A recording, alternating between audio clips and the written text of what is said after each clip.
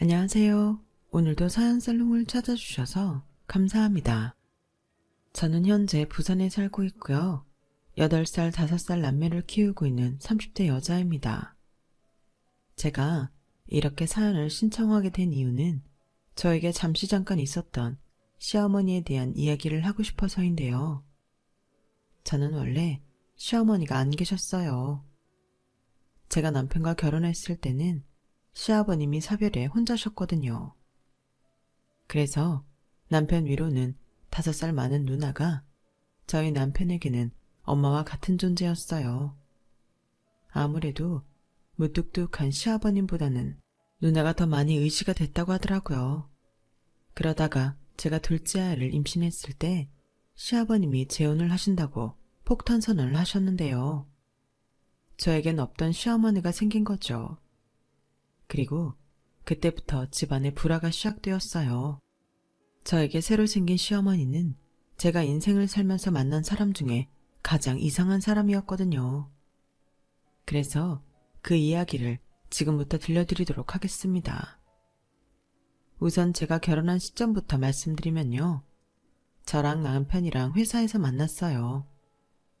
2년 사내 연애 끝에 결혼한 케이스였죠. 그리고 결혼 1년 반 만에 첫째 딸을 가졌고 딸애를 낳고 아이 봐줄 사람이 없어서 제가 회사를 그만두게 되었어요. 회사를 그만둘 때는 시원섭섭한 마음이 들었는데 그래도 아이가 더 중요하다고 생각해서 큰 아쉬움은 없었어요. 오히려 손이 시누이인 형님이 아이 때문에 제가 일을 못하게 된 것을 많이 안타까워하셨죠. 올케 회사 그만둬서 서운하지? 나라도 일을 안 하면 우리 조카 봐줄 수 있는데 내가 별다른 도움이 못 돼서 미안해. 아니에요. 형님은 아이 키우면서 맞벌이 하시는데 제가 어떻게 그런 마음을 가져요. 절대 아니에요. 그리고 제가 남한테 애를 못 맡길 것 같아서 그런 거니까 형님은 신경 안 쓰셔도 돼요. 형님이야말로 회사 일로 바쁘실 때 유나 제가 봐드릴게요. 아니야, 내가 어떻게 우리 애까지. 난 올케가 내 동생이랑 결혼해줘서 너무 고마워. 내 마음 알지? 그리고 어려움 있으면 언제든지 말해. 우리 민재가 속썩이면 그때도 바로 얘기하고 내가 아주 아작을 내줄 테니까. 형님도 참 우리 그이처럼 순하고 착한 사람이 어딨다고요. 저도 늘 형님께 감사해요. 이렇듯 저와 형님 사이는 무척이나 좋았어요. 거기에 저희는 시댁 친정, 형님네 저희 집 다 고만고만한 거리에서 살고 있었는데요. 그래서 더 가깝게 지내고 좋았죠. 맛있는 음식을 하면 나눠 먹기도 하고 밤에 살짝 만나서 야식도 먹고요. 그래서 다른 집은 몰라도 저희 집은 식구들끼리 다투고 불편할 일은 없을 거라고 생각했어요. 사실 저희 시댁이 저희 친정보다는 경제적으로 좀 빡빡한 편이었는데 저희 부모님이 남편과 시댁 식구들 성품들이 다 좋다고 결혼을 허락해 주셨거든요. 그에 반면 저희 부모님은 제가 막둥이라 연세가 좀 있으신 편이었는데요. 부모님 두 분 다 대기업에 다니셨다가 은퇴하셨고 그때 받은 퇴직금으로 재테크 하시면서 재산을 불리셨어요. 특히 저희 엄마가 투자나 재테크를 참 잘하셨는데 최종 목표는 목 좋은 곳에 상가 건물을 매입해 임대업을 하시는 거였죠. 그렇게 저는 평범하면서도 무탈하게 결혼 생활을 하고 있었어요. 가끔 육아 때문에 지치긴 했지만 아이 크는 맛에 웃고 울고 지냈어요. 그러다 제가 첫째를 낳고 2년 만에 둘째를 임신했을 즈음에 시아버님이 형님네와 저희 부부를 모두 집으로 부르셨어요. 그리고 그날 생각지도 못했던 시아버님의 재혼 통보를 듣게 되었는데요. 새 어머니는 딱 봐도 평범해 보이지 않더군요. 나이도 10살은 어리셨는데 20대 후반 백수 아들을 데리고 오셨어요. 갑자기 생긴 시어머니도 놀랄 노자인데 없던 도련님까지 생기니 저는 물론이고 형님과 저희 남편도 그야말로 멘붕이 왔었죠. 그날 저희 부부와 형님 내외는 충격에 아무 말도 하지 못했어요. 물론 홀로 지내시는 시아버님께 평생을 함께 하실 분이 생겼다는 건 자식으로서 기뻐해야 할 일이었지만 어쩐지 팥째 엄마 같은 새 어머니가 정이 가지 않더라고요. 하지만 형님이 먼저 저희 부부에게 시아버님의 의사를 존중해드리자고 하셨고 저희는 아무런 말도 하지 못하고 그 상황을 받아들여야만 했는데요. 솔직히 제 입장에서는 썩 반갑지는 않았어요. 편견이고 선입견일 수 있지만 새 시어머니와 시동생이 인상이 좋지 못한 것도 한몫한 부분이었죠. 그래도 어쩌겠어요. 아무리 제가 싫다고 한들 달라질 것은 없었고 이미 시아버님은 재혼을 선택하셨는걸요. 그래서 저는 최대한 새 시어머니와 잘 지내려 노력했어요. 그러면서도 마음 한편으로는 서로 맞지 않아 고부 갈등이 생긴다면 그때는 어쩔 수 없이 좀 멀리하자는 마음을 먹었죠. 그런데요. 참 이상하게도 새어머니는 결혼하면서 생긴 아들, 딸보다도 저에게 관심이 많으셨는데요. 자기도 아들이 있어서 언제고 며느리를 볼 텐데 이렇게 미리 연습을 할 수 있어서 너무 좋다나? 솔직히 그 말도 저한테는 이상하게 들렸어요. 그래서 말했죠. 어머니, 이런 말씀 조심스럽지만 미리 연습하시는 게 아니고 저는 어머니 며느리가 맞아요. 어머님이 저희 아버님이랑 재혼하셨으니 제 남편도 어머니 아들이죠.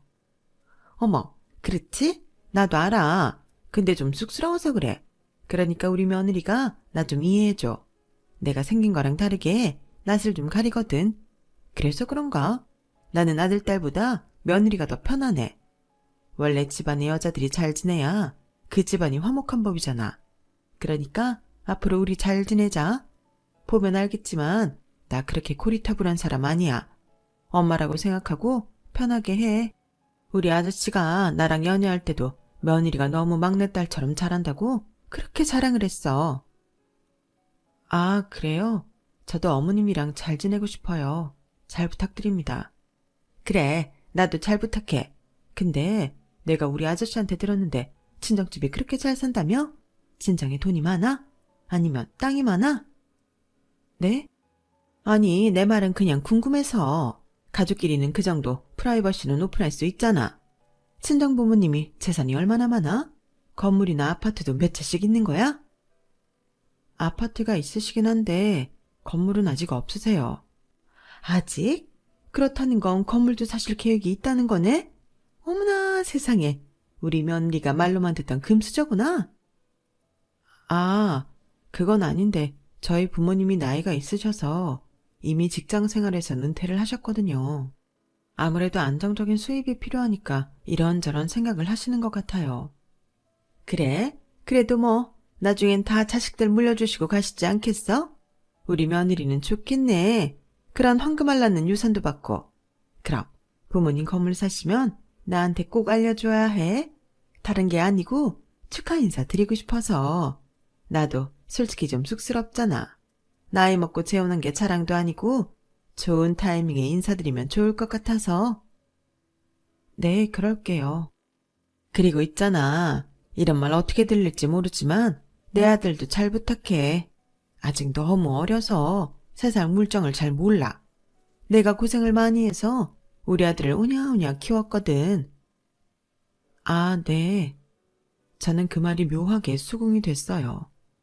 실제로 시댁으로 자기 엄마 따라간 시동생은 나이가 적지 않은데 취직할 생각도 없어 매일 방에서 게임만 했거든요. 말로는 그것도 돈이 된다며 열심히 한다고 하는데 제 입장에서는 한심하게 보였어요. 그래서 백수이지만 저는 시댁에 가도 시동생 얼굴도 제대로 보지 못했죠. 처음엔 쑥스러워서 그러나 했지만 몇 달 지켜보니 그것도 아니더라고요. 거기에 새어머니는 재혼 후 머지않아 아주 노골적으로 형님과 저희 남편에게 다만 얼마라도 용돈을 받길 원하셨는데 뭐 솔직히 툭 까놓고 저희 시아버님이 수입이 별로 좋으신 편은 아니긴 했어요.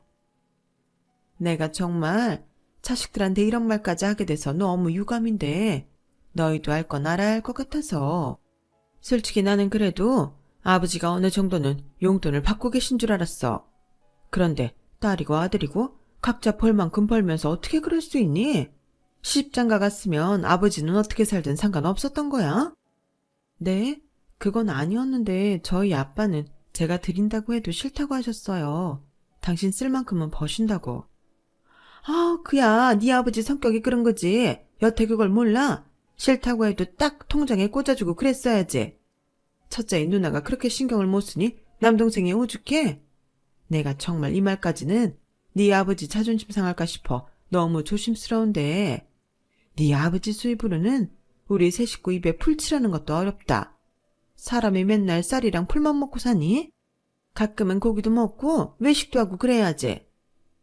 그러니까 새엄마가 하시고 싶은 말씀이라는 건 부족한 생활비만큼 용돈을 줬으면 하시는 거죠? 그래, 그래도 누나라고 말귀는 잘 알아듣네. 니들이 각각해서 100만 원씩은 맞춰다오. 네? 100만 원이요? 어머, 우리 며느님 뭘 그렇게 놀라? 살림 안 해본 사람처럼 요즘 물가가 얼마나 비싸? 솔직한 말로 100만 원도 빠듯하지. 마음 같아서는 둘이 100씩 200 맞춰달라고 하고 싶은데 나도 마음이 무질지가 못해서 그렇게는 못하겠고 그동안 니들이 아버지 그냥 방치한 거 생각해서라도 50씩 매달 100만 원을 맞춰다오. 내가 나 혼자 쓰겠다는 게 아니잖아. 네 아버지 건강하게 집밥 챙겨드리고 아프면 병원도 데리고 갔고 내가 이래저래 아버지 위해서 쓸게. 그러세요. 그럼 제가 매달 70만 원씩 보내드릴 테니 올케네는 30만 원씩 보내. 그 정도는 괜찮지? 형님, 아무리 그래도 70만 원이나 매달 괜찮으시겠어요? 저희가 그냥 50만 원 할게요. 아니야, 올케네는 외벌이잖아. 둘째 낳으면 돈 나갈 것도 많고. 우린 맞벌이라서 괜찮아. 마음 같아서는 내가 할 테니 하지 말라고 하고 싶지만 미안해. 누나, 아니야. 누나가 뭐가 미안해. 내가 매번 미안하지. 어머, 남매 사이가 참 좋네. 보기 좋다. 그렇게 사이가 좋으면 우리 재승이도 좀 챙겨줘라. 아직 누나고 형이고 낯설어서 적응을 못하는데 니들이 먼저 다가가면 오직 좋니? 용돈도 좀 주고 맛있는 것도 좀 사주고 니들 쇼핑하다 좋은 거 있으면 좀 사주면 애가 마음을 열 텐데. 차차 할게요. 저희도 갑자기 생긴 동생이라서요. 뭐 동생이 먼저 친해지자고 다가오면 몰라도 저희도 어렵네요. 대신 말씀하신 용돈은 맞춰서 드릴게요. 그래, 첫 술에 배부를 수는 없으니. 그리고 내가 용돈 달라고 했다는 건 너희 아버지한테는 비밀이다. 알잖아, 그 양반 자존심 빼면 시체라는 거. 분명 내가 니들한테 돈 달라고 했다고 난리를 칠 거다. 그리고 어디 공사판 같은 데서 돈 벌어다 준다고 무리하겠지. 그러다 허리라도 삐끗하면 큰일이고. 안 그래? 너희 아버지 생각해서 이건 너희랑 나만 아는 비밀로 하자. 내가 알뜰살뜰 아껴서 쓸게. 고맙다. 그날 이후부터 저희와 형님네는 매달 1일 새어머니, 그러니까 시어머니께 용돈을 보내드렸어요. 저희는 형님 덕에 매달 30만 원씩 보냈는데 고정적으로 나가는 돈이 생기니 부담이 되긴 했죠. 어쨌든 저희는 외벌이었으니까요. 하지만 저희를 배려해 더 많은 돈을 부담하는 형님이 있어 그것도 감사하게 생각했는데 아껴 쓰시겠다는 시어머니의 말과 다른 행동들을 보니 제 마음도 편하더군요. 그 돈이 아까웠거든요. 그 돈이면 저희 아이들 소고기라도 더 사 먹일 수 있고 예쁜 옷도 사줄 수 있는 돈이잖아요. 그런데 시어머니는 늘 돈이 부족하다고 노래하시면서 매주 홈쇼핑을 하셨고 거기에 전에 없던 차 한 대가 생겼는데 물어보니 시동생 차라고 했어요. 아니, 우리 재승이가 요즘은 취직을 하려고 해도 차가 없으면 안 된다고 하더라. 그래서 어떻게 없는 형편이라도 사줘야지. 중고는 믿을 수 없고 경차는 또 위험하니까 그냥 무난한 걸로 샀어. 그래도 우리 재승이 착해. 저도 다른 사람처럼 외제차 끌고 싶었을 텐데 그 차로 만족하잖아. 여기서 그 차는 SUV형으로 나온 제네시스였어요. 참고로 저희 남편은 아반떼 끌거든요. 그걸 본 순간 입꼬리가 바르르 떨리고 화가 났는데 그 뒤로도 망할 시동생 때문에 조용했던 시댁은 사건 사고가 끊이지 않았어요. 구직 활동을 핑계로 차를 가지고 자꾸 밖으로 나돌더니 차 뽑은 지 3개월도 되지 않아 사고로 폐차를 시켰죠. 알고 보니 음주운전을 했다고 하더라고요. 다행히 인명사고는 없었지만 멀쩡한 남의 집 담벼락에 갖다 박아서 그 보상금이 만만치 않았어요.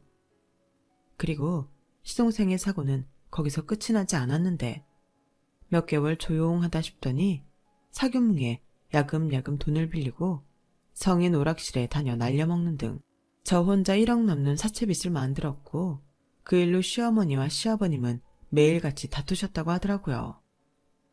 아니, 애를 어떻게 하면 저 지경으로 만들어? 나 몰래 차 뽑아서 사고 쳤으면 반성하고 조용히 있어야지. 그것도 모자라 사채 빌려서 노름을 해? 무슨 얘가 노름을 해요? 그냥 오락실이죠. 그리고 얘가 오죽하면 나한테 말도 못하고 그런데 돈을 빌렸겠어요? 나는 저 혼자 말도 못하고 끙끙 앓았을 것 같아서 그게 속이 터지는데 당신은 물어줄 돈밖에는 생각을 안 해요? 아, 당신 친아들이 아니라서 그런 거죠? 내가 이럴 줄 알았으면 재혼 안 했지. 뭐가 좋다고 내 새끼 찬밥 만들면서 결혼을 했나 몰라? 왜 말이 그렇게 돼? 내가 언제 내 아들 아니라고 했어? 사고 친 놈이 수습도 못하고 돈 달라고 하니까 한심해서 하는 소리지. 그게 그거죠. 당신 딸이나 아들이 똑같이 했어도 당신 그렇게 말할 거예요? 됐어요. 이럴 거면 그냥 갈라서요. 한 번 했는데 2번 못할까? 네, 저희 시아버님은 사별이셨지만 저희 시어머니는 이혼 후 재혼하신 케이스였어요. 그리고 그 마음이 뭔지는 모르겠지만 저희 시아버님은 그런 시어머니의 말에 아무 말씀도 못 하셨다는데요. 그건 좀 의외긴 했어요. 하지만 시아버님 못지않게 그런 한심한 시동생을 못마땅하게 생각하는 건 형님과 저희 남편도 마찬가지였고 문제는 역시 눈덩이처럼 불어나는 시동생의 빚이었죠. 빨리 해결하지 않으면 원금보다 이자가 더 많아져 어떻게 할 수도 없을 것 같았거든요. 사태가 이 지경이 되자 이번에도 형님은 시아버님 때문이라도 당신 적금을 깨고 대출을 받아서 해결을 하시겠다고 했어요. 그러자 저희 남편이 말렸죠. 누나, 언제까지고 그렇게 해결해 줄 수는 없는 거잖아. 난 그건 아니라고 생각해. 왜 누나가 그렇게까지 해야 해? 나도 싫어. 근데 아빠만 중간에서 곤란하게 생겼잖아. 아빠 혼자 감당 못해. 그런데 감당을 왜 우리가 해? 사고친 그놈이 하고 그 엄마가 해야지. 남편은 새어머니를 좀처럼 받아들이지 못했어요. 거기에 사고만 치는 한심한 동생은 자기 동생으로 인정하지도 않았죠. 하지만 형님은 시아버님 걱정에 마음을 굳히는 것처럼 보였고 저는 8년째 붓고 있던 적금을 깨야 하나 고민을 했어요. 매번 힘든지만 형님에게 지게 하는 것 같아 마음이 무거웠거든요. 그런데 뜻밖의 시아버님이 저희들을 불러 이런 말씀을 하셨는데요. 니들 말은 안 해도 신경 쓰고 있을 것 같아서 내가 불렀다. 재승이 사고친 거 니들이 해결해 줄 것 없다. 니들한테는 미안한 말이지만 이 집 내놨어. 집 팔리는 대로 재승이 빚 해결하고 우리는 돈에 맞춰서 이사할 생각이다. 아빠, 그래도 이 집은... 나도 고민 많이 하고 결정한 거야. 네 엄마랑 살던 집이라 나도 끝까지 팔고 싶지 않았는데. 그래도 어쩌겠니? 재승이도 내 아들인걸. 그리고 네 새엄마도 내 식구잖아. 그래서 내가 해결하는 게 맞다고 생각한다. 괜히 이 일로 니들 마음 불편할 것 같아서 미리 말하는 거야. 아버님, 정말 이 집 파셔도 괜찮으시겠어요? 괜찮다. 내가 특히 너 볼 면목이 없어. 미안하다. 그래도 내가 선택한 사람이니 네가 시어머니 좀 좋게 봐줘라. 시아버님은 다소 무거운 표정으로 애써 웃으며 말씀하셨어요. 그러자 남편은 어쩔 수 없다는 듯 고개를 끄덕였고 형님은 답답한지 한숨만 쉬시더군요. 하지만 옆에서 한마디도 하지 않고 있던 시어머니의 얼굴엔 아무렇지 않은 미소만 맴돌았어요. 그렇게라도 자기 아들 빚을 해결할 수 있어 좋았던 건지 저도 슬슬 정남이가 떨어지더라고요. 그리고 이 정도로 민폐를 끼친 시동생은 지도 양심은 있는 건지 몇 달은 또 지방에 처박혀서 게임만 했는데 그동안 친 사고 때문인지 그냥 그렇게 있는 게 고마울 지경이었어요. 하지만 지도 그렇게 지내는 건 답답했는지 이번에는 무슨 돈으로 샀는지 모르겠지만 오토바이를 샀는데요. 시어머니 말로는 그 오토바이로 배달 일을 한다고 했다더군요. 제가 잘 몰라서 그러는데 배달 일을 하려면 그렇게 몇 천만 원이나 하는 오토바이가 필요한가요? 저는 그때도 벌써부터 불안하기 시작했어요. 하지만 다행스럽게도 사고 소식 같은 건 들리지 않았는데 배달 일도 매일 나가는 게 아닌 시동생은 지 꼴리는 날만 일을 하는 것 같더라고요.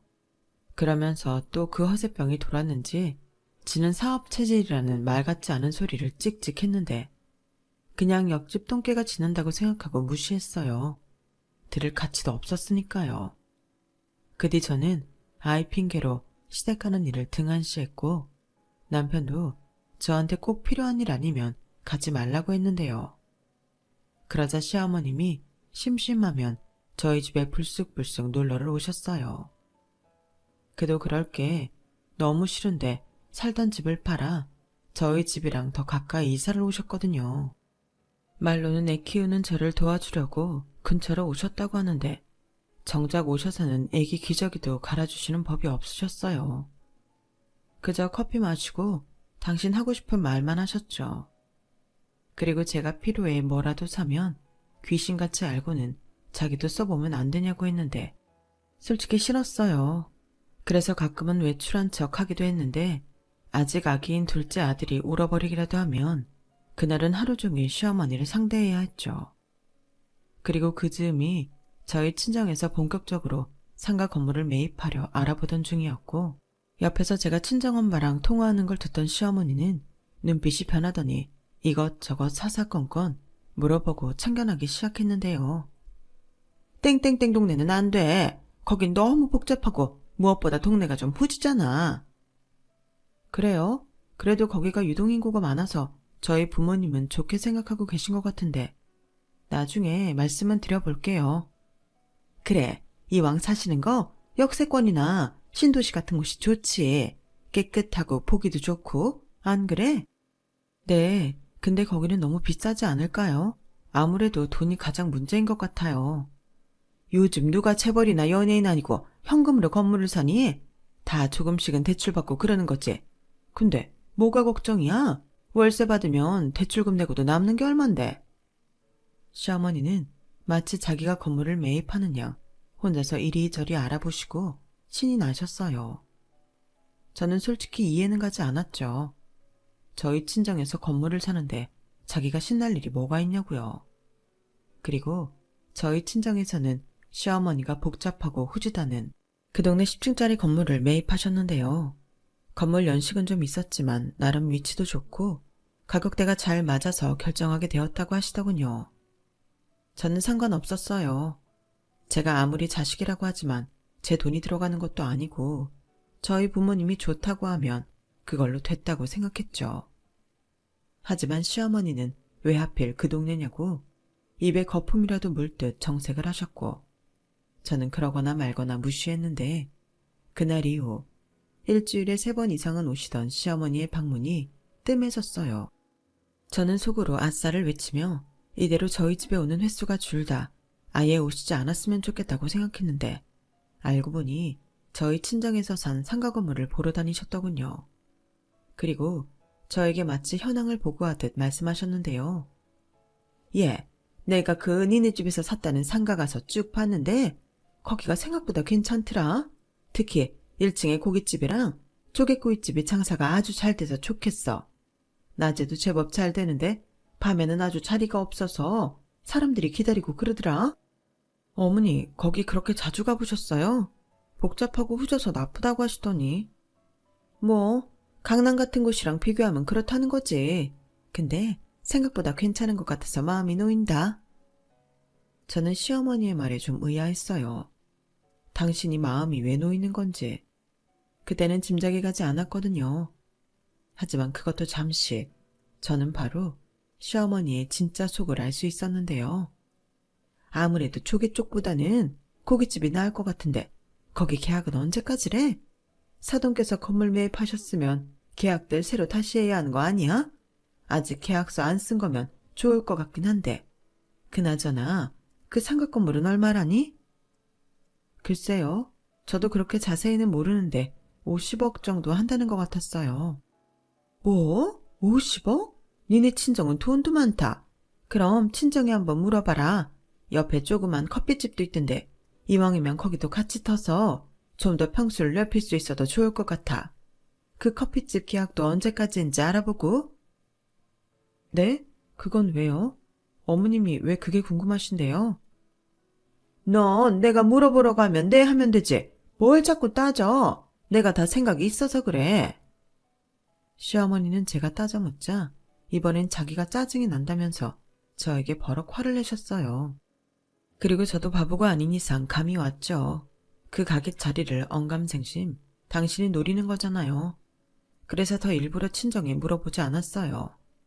그러다 친정엄마가 손녀 손자 옷을 샀다며 저희 집에 들르셨고 저는 친정엄마가 온 김에 슬쩍 1층에 고깃집이 잘 되냐며 한번 물어봤어요. 고깃집? 너도 거기 알아? 안다기보다 누가 그러더라고. 거기가 낮에도 사람이 많고 저녁에도 자리가 없어서 사람이 많대. 거기가 그 동네에서 제일 유명해. 아빠도 그래서 그 건물 매입하자고 한 거고 엄마는 그런 쪽은 잘 모르잖아. 근데 네 아빠가 그 고깃집 때문에 옆에 카페도 잘 되는 거고 편의점도 잘 되는 거라고 하더라. 아, 그럼 아빠는 계속 1층 고깃집이 상가에 있길 바라겠네. 그렇지. 그리고 그 사장님도 거기서 벌써 5년 넘게 해서 옮기고 싶은 마음이 없다고 하고. 그래? 알겠어. 근데 왜 갑자기 그런 걸 물어봐? 왜? 너 요즘 장사에 관심 있니? 아니, 나 말고 누가 좀 관심이 있는 것 같은데 신경 쓰지 마. 저는 그때까지는 시어머님이 그 고깃집 자리에 욕심을 낸다고 생각했어요. 그러니까 당신이 직접 장사를 하고 싶어 하는 줄 알았죠. 그런데 알고 보니 그 망할 시동생이 사업 타령을 하니 가게를 차려주고 싶었던 거고 시어머니는 자기 아들이 TV에 나오는 서민 가프처럼 한 방에 부자가 되는 꿈을 꿨던 것 같아요. 서민 가프라니 지나가는 길고양이가 야옹할 일이죠. 성실하기라나 끈기가 있기라나 뭐 하나 장점이 없는 시동생에게 장사는 그냥 돈지랄이나 다름없어 보였어요. 그런데 시어머니는 그런 저와는 생각이 달랐죠. 우리 아들이 다른 건 몰라도 계산이 빨라. 그래서 나도 내심 우리 애는 사업이나 장사 같은 걸 하는 게 적성에 맞겠다고 생각했거든. 근데 내가 돈이 있어야 작은 거라도 차려주지. 그러질 못해서 애가 저렇게 허송세월만 보내고 있어. 불쌍한 것. 저는 시어머니의 말에 달이 할 말이 없어 아무 말도 하지 않았어요. 제 눈에는 불쌍하기는커녕 한심한 놈이었고 그 말을 입 밖에 꺼낼 수 없으니 그냥 꾹 참고 있었죠.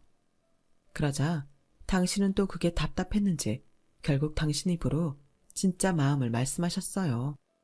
있잖아, 내가 아무리 생각해도 니네 친정에서 산 그 상가 건물 1층 고깃집 우리 아들한테 한번 해보라고 하자. 이미 단골들이 많이 형성된 가게라서 시행착오할 것도 없잖아. 어머니, 그거였어요? 그래서 자꾸 그 가게 계약 언제까지냐고 물어보신 거예요? 근데 전에 저희 엄마 오셨을 때 들어보니까 저희 부모님은 그 가게 내보낼 마음이 1도 없어 보였어요. 그 1층 고깃집 보고 그 건물 매입하셨다고 하셨거든요. 그리고 이런 말 죄송하지만 도련님은 사업이나 장사 같은 거 말고 어디든 취직해서 돈을 좀 모아야 한다고 생각해요. 말이 모으는 거지. 그동안 진 빚이랑 자기 힘으로 해결해야죠. 돈 쓰는 사람 따로 있고 갚는 사람 따로 있나요? 자기 때문에 아버님이 살던 집까지 팔았는데. 뭐? 너 지금 말 다 했니? 아무리 하늘에서 뚝 떨어진 시동생이라고 하지만 너 진짜 너무한다. 가만 보니까 너도 우리 모자를 무시하는 거구나? 왜? 돈 있는 집 딸이라 우리가 거지 깽깽이로 보이냐? 너 조심해. 아무리 그래도 내가 네 시어머니고 앞으로 사람 일 모르는 거다. 네가 그렇게 무시한 내 아들이 네 남편보다 훨씬 더 잘 나가고 부자가 될 수 있어. 시어머니는 금방이라도 터질 것 같은 얼굴로 저에게 삿대질까지 하시며 화를 내고 자리에서 일어나셨어요. 그 바람에 자던 애도 놀라서 울기 시작했는데 애가 저를 닮아 시끄럽다며 짜증을 내시고는 거칠게 현관문을 쾅 닫고 가버리셨죠. 그 뒤 저도 열받아서 전화고 문자고 씹었어요. 아무리 제가 며느리고 아랫사람이라고는 하지만 그런 일을 겪고 예전처럼 어머니 어머니 할 수는 없잖아요. 그런데 제가 그렇게 철벽을 치자 자기도 이건 아니다 싶었는지 문자로 구구절절 애원하셨는데요. 내용은 저희 친정에 얘기 좀 잘해달라는 거였죠. 남보다야 사돈이 잘 되는 게 좋지 않겠냐고. 그게 멀리 봤을 때 저도 좋은 거라고 하시는데 순간 저도 궁금한 게 하나 생겼어요. 그래서 곧장 전화를 드렸죠. 아가. 어머니, 저 궁금한 게 있는데요. 만약에 그 고깃집이 나간다고 하면 어머님 거기 관리비랑 권리금 있으세요? 여쭤보진 않았지만 워낙 장사가 잘 되는 집이라 많으면 많았지 적지는 않을 것 같은데 얼마까지 생각하시는 건데요? 그걸 왜 나한테 묻니? 그야 당연히 너네랑 네 남편, 누나네가 해줘야지. 내가 무슨 돈이 있어. 나도 니들이 주는 월 100 없으면 땡전 한 푼 없는 사람인데 그마저도 그 망할 차 할부금으로 매달 내고 없어. 그것도 올려달라고 할 판인데 그 보증금이랑 권리금까지 나더러 해결하라고? 에이, 그건 아니지. 어머님, 어쩜 그러실 수가 있어요? 형님이랑 저희 남편이 그러자고 할 것 같아요? 아니, 하나뿐인 동생이 저렇게 노는데 누나고 형이 그럼 가만히 있는단 말이냐? 막말로 친동생도 아니고 저희들이 무슨 돈이 있어요? 왜? 네 아버지가 집 팔고 돈 마련한다고 했을 때 니들이 먼저 돈 내놓으라고 했잖아. 아니면 직장들도 좋은데 대출이라도 받아서 주면 되지. 친동생도 아니야? 그러니까 너도 내 아들을 그렇게 생각한 거구나. 네, 그게 사실이잖아요. 서로 조심하고 배려해도 모자랄 판에 하늘에서 뚝 떨어진 동생 도와주자고 빚까지 져요? 그건 아니죠. 어머님은 그러실 수 있으세요? 사람을 뭘로 보고? 당연히 나는 그럴 수 있지. 내가 그럴 수 있는 사람이라서 난 니들도 그럴 줄 알았다. 그런데 뭐가 어쩌고 어째? 그리고도 니들이 가족이야? 가족 타령 그만하시고 아닌 건 아니라고 어머님이 도련님을 가르쳐 주셔야죠. 어머님이 그러시니까 도련님이 더 정신을 못 차리는 거예요. 어려도 그 나이면 어른인데 언제까지 애 취급하실 거예요? 자기 살 길 자기가 찾으라고 하셔야죠. 됐다. 누가 너더러 내 아들 훈계질하래? 어차피 직업물도 아니면서 됐다. 내가 직접 니네 부모님한테 물어보마. 이참에 인사도 드릴 겸 잘 됐지? 시어머니는 그렇게 당신 할 말만 하고 전화를 뚝 끊어버리셨어요. 그리고 저희 부모님에게 직접 물어본다는 말에 찝찝했던 저는 애들을 데리고 친정으로 갔는데요. 네 새 시어머니라는 사람이 그런 말을 했어? 찾아올지 전화를 할지 모르겠지만 왠지 말만 그렇게 하는 게 아닌 것 같아서. 괜찮아. 넌 아빠를 그렇게 보고도 몰라. 아빠가 알아서 할 테니까 너는 모른 척하고 있어. 이참에 잘 됐네. 어떤 사람인지 궁금했는데. 근데 아빠, 우리 시어머니 좀 이상하긴 해. 상식 바뀐 사람이라 어떻게 틀지 모르거든. 알았어. 내가 그 가게 자리 안 준다는데 자기가 뭐 어쩔 건데.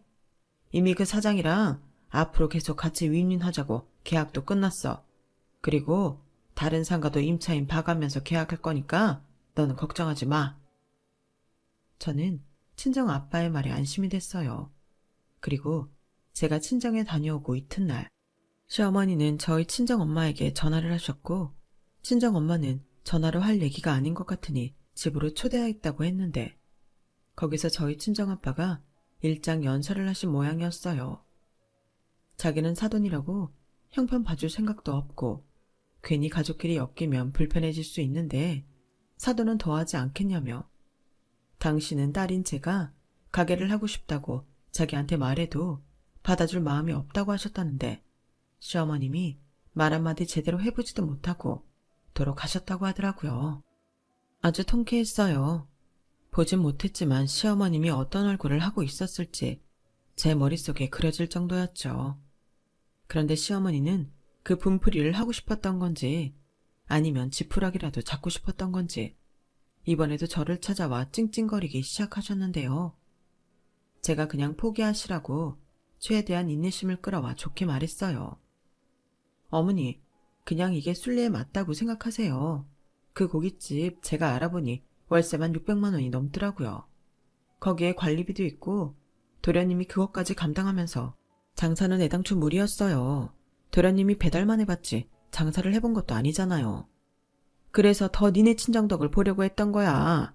요즘은 쥐구멍만한 가게도 월세가 몇백씩 나온다고 하니까 니네 친정 건물 들어가면 월세는 굳겠다고 생각했지.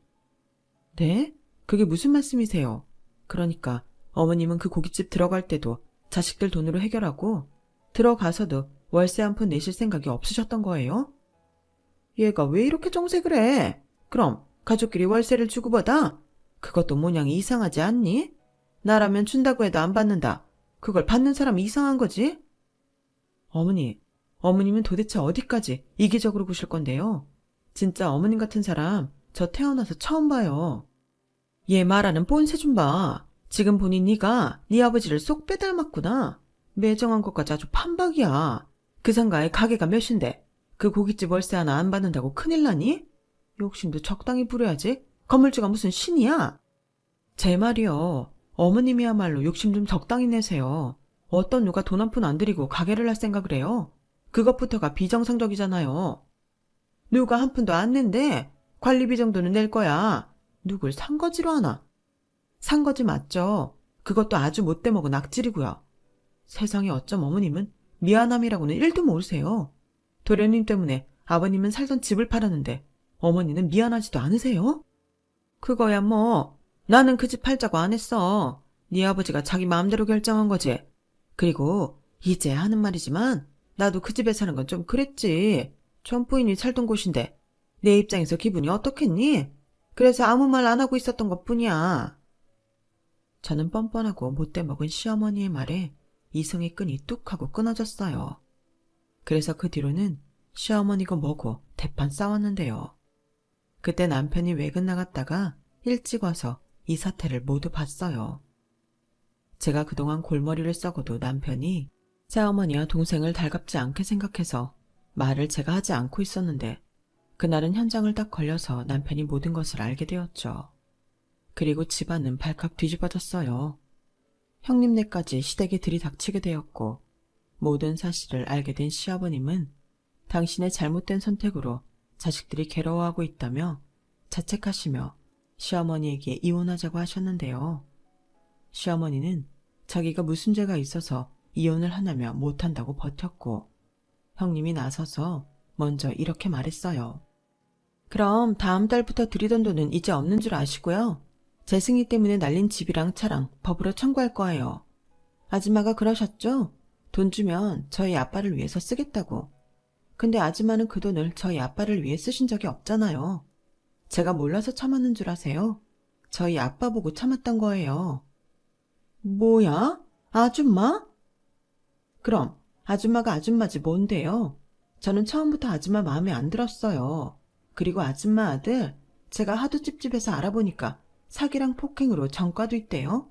세상에 자식을 어떻게 키우면 저렇게 개망나니로 키웁니까? 뭐? 개망나니?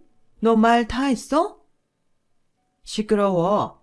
당신이 순수하게 합의이혼하지 않으면 난 소송을 하더라도 당신이랑 안 살 거니 내 집에서 나가. 그리고 2번 다시 우리 애들한테 함부로 하기만 해. 그땐 아주 당신 아들 사회적으로 매장시켜버릴 줄 알아. 알겠어? 혼자 애 키우면서 고생하고 살았다고 해서 그게 안쓰러워서 같이 살자고 했더니 이런 허무맹랑한 짓을 해. 그러고도 당신이 사람이야. 웃겨? 그러는 당신은 언제 우리 재승이 따뜻하게 품어줘 봤어? 아버지 노릇 해봤냐고. 내가 왜 당신 같은 사람이랑 재혼을 했는데 그래도 내 아들한테 좋은 아버지라도 돼줄 것 같아서 다 늙어빠진 당신이랑 살려고 했는데 당신은 우리 모자한테 뭘 해줬는데? 아, 집 팔아서 빚 갚아준 거?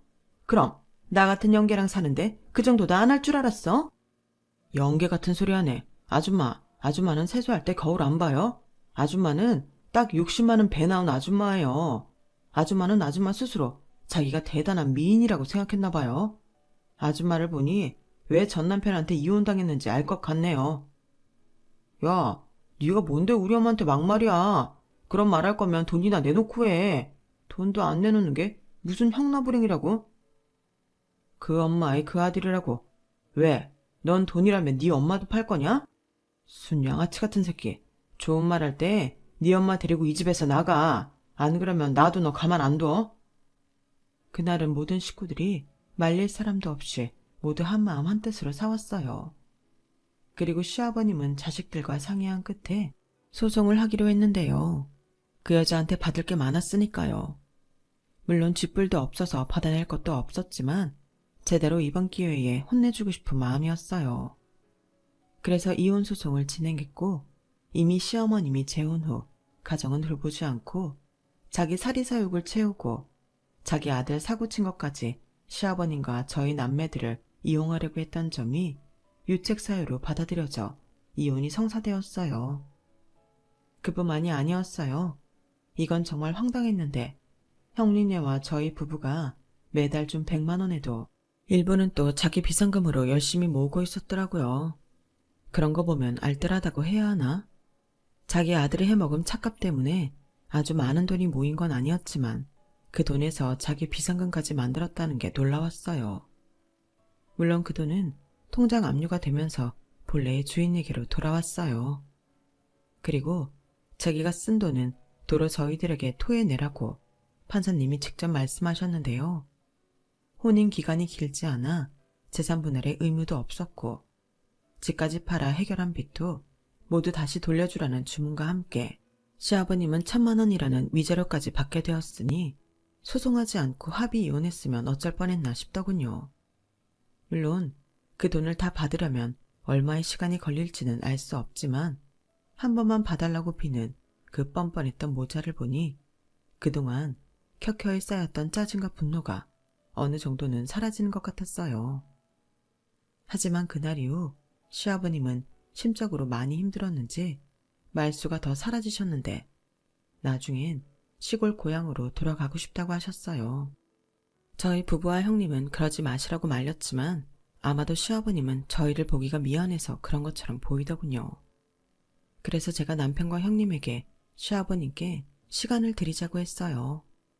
가까이 지내면서 힘드시기보다 시아버님이 원하는 대로 해드리고 싶었거든요. 대신 명절에는 꼭 식구들 모두 모여 시간을 보내자고 약속했는데 그러자 형님이 웃으면서 그렇게 하자고 하셨어요. 그래서 그날 이후 시아버님은 당신 고향으로 내려가셨고 저희는 추석과 설이면 시아버님이 계신 곳으로 가서 명절 연휴를 모두 보내고 옵니다. 저야 친정이 가까이 있고 형제도 있다 보니 명절 연휴쯤은 그렇게 지낼 수 있었어요. 하지만 남편은 그게 미안했는지 저희 친정에 더 잘하려고 하는데 이래저래 나쁜 것이 없죠. 거기에 요즘은 상가 관리 때문에 저희 부모님이 많이 바빠지셨는데 남편이 시간 날 때면 저희 부모님을 도우러 다니니 저희 부모님이 너무 좋아하십니다. 누가 그러는데 결혼을 하면 각자 자기 집에 잘하는 것도 좋지만 서로 반대로 챙기는 것도 좋다고 하더라고요. 그래서 그런지 요즘은 저도 제 동생보다 형님이 더 가깝게 느껴지고 시아버님이 아빠처럼 느껴지는데 앞으로도 우리 가족 별 탈 없이 지금처럼만 지낼 수 있었으면 좋겠어요. 이젠 제법 시간이 많이 지났지만 그 천벌받아 마땅한 모자들이 제대로 고생하고 살았으면 좋겠네요. 그리고 어서 빨리 저희에게 줄 돈을 모두 갚았으면 좋겠어요. 그래야 그 지긋지긋한 연도 끊어질 테니 말이죠. 여러분들에게도 저런 이상한 사람이 꼬였던 적이 있으신가요? 저는 태어나 그런 사람은 정말 처음이었어요. 그래서 앞으로 그런 사람은 만나고 싶지 않은 마음과 동시에 나란 사람도 저렇게 되면 안 된다는 생각을 갖게 되었는데요. 돈을 떠나서 저런 호진 인간은 되면 안 되겠다는 생각을 합니다. 의외로 좋은 사람이 된다는 건 노력이 많이 필요한 일인 것 같아요. 그리고 한순간에 절대 이루어질 수 있는 일이 아닌 것 같아 더욱 나이가 들었을 때 빛이 나는 게 아닌가 싶습니다. 그런 건 돈으로도 만들 수 없는 거잖아요. 그 점을 오늘도 명심하며 저는 이만 인사를 드릴까 합니다. 여러분들의 주변에는 그런 사람들이 하나도 없길 바라며 지금까지 제 사연 들어주신 모든 분들께 감사의 마음을 전합니다. 그럼 늘 건강하시고 행복하세요. 여러분, 사연 댓글에 응원과 현명한 조언 부탁드려요. 좋아요와 구독은 저에게 큰 힘이 됩니다. 오늘도 좋은 일 가득하세요.